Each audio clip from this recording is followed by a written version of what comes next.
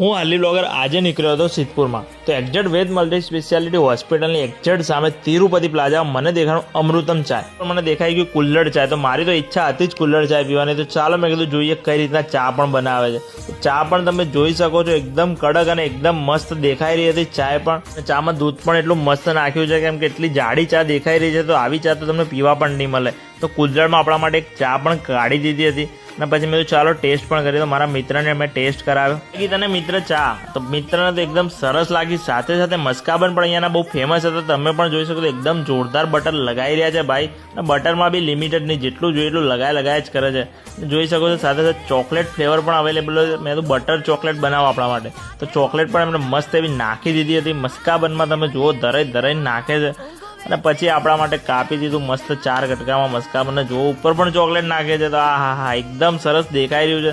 અહીંયા મસ્કાબન પણ દરેક ફ્લેવરમાં અવેલેબલ છે. તો